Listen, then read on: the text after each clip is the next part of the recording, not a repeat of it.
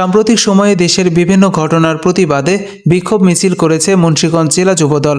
17 জুলাই বৃহস্পতিবার বিকেল 3টায় শহরের সুপার মার্কেট সংলগ্ন জেলা বিএনপির কার্যালয়ের সামনে থেকে বিক্ষোভ মিছিলটি শুরু হয়। মিছিলটি শহরের প্রধান প্রধান সড়ক প্রদক্ষিণ করে লিচুতলা এলাকার পতাকা 71 ভাস্কর্যের সামনে গিয়ে শেষ হয়। মিছিলে মুন্সিগঞ্জ জেলার 6টি উপজেলা ও 2টি পৌরসভার যুবদলের নেতাকর্মীরা অংশগ্রহণ করেন।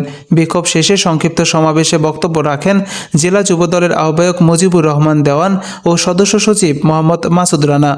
এ সময় আরও উপস্থিত ছিলেন জেলা বিএনপির সদস্য কাজী আবু সুফিয়ান বিপ্লব, মুন্সিগঞ্জ পৌরসভার 7 নম্বর ওয়ার্ড বিএনপির সাধারণ সম্পাদক মোহাম্মদ মহিউদ্দিন, জেলা যুবদলের যুগ্ম আহ্বায়ক অ্যাডভোকেট মোহাম্মদ আরিফ হোসেন, শহর যুবদলের আহ্বায়ক মোহাম্মদ ইনামুল হক, সদস্য সচিব মোহাম্মদ রায়হান কবির, সিরাজদি খান উপজেলা যুবদলের আহ্বায়ক মোহাম্মদ ইয়াসিন সুমন, গজারিয়া উপজেলা যুবদলের যুগ্ম আহ্বায়ক মাহাদি হাসান বাবু, মাকসুদুল আলম বাবু, মুজিবুর রহমান চঞ্চল সহ বিভিন্ন উপজেলা ও ওয়ার্ডের নেতাকর্মীরা বলেন, জনগণের ভোটাধিকার ন্যায়ের পক্ষে এবং দেশবিরোধী অপশাসনের বিরুদ্ধে যুবদল সর্বদা মাঠে ছিল, আছে এবং থাকবে।